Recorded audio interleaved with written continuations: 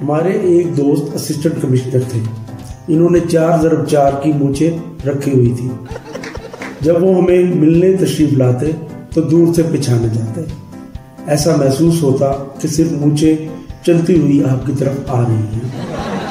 मूंछों से मालूम नहीं उनकी शख्सियत को बारोब बनाया था कि नहीं, मगर सारा चेहरा छुपा जरूर दिया था। जब वो बोलते तो आवाज आती थी, मगर ये मालूम नहीं होता था कि कहाँ से आ रही है, क्योंकि चेहरा मूंछों के पीछे छुपा हुआ होता। इस तरह बात करने वाले को बहुत ज्यादा दुश्वारी का सामना होता था।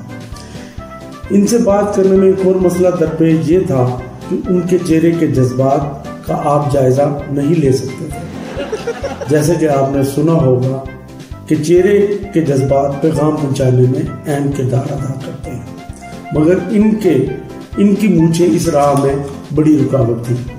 ऐसा महसूस होता था किसी ने नो एंट्री का बोर्ड चेहरे पर आवेजा कर दिया है। खैर, हमारी बला से उनका मुंह है और उनकी मूंछें जितनी मर्जी बड़ी रखे।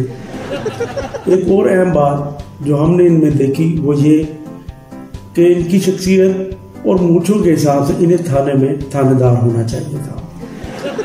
इन्होंने गलत महकमे का इंतखाब कर लिया था। वो तो मुजरिम को चित्तर लगाते हुए बहुत मुकम्मल महसूस करते, मगर सिविल की नौकरी में चित्तर नहीं होते।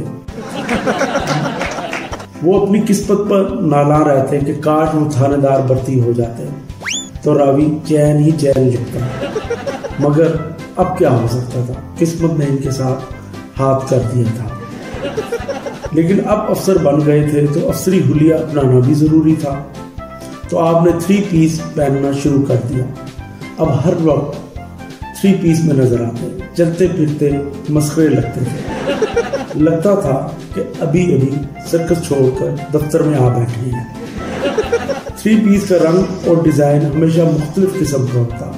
बड़े शौक रंग और बड़े चेक के डिजाइन उनको पसंद थे। फरमाते थे ये रंग इन पर बहुत जचते हैं और इंसान को अपनी शख्सियत के मुताबिक लिबास ज़ेब-ए-तन करना चाहिए। और हम भी खिफत के मारे इनकी हाँ में हाँ मिलाते जाते थे।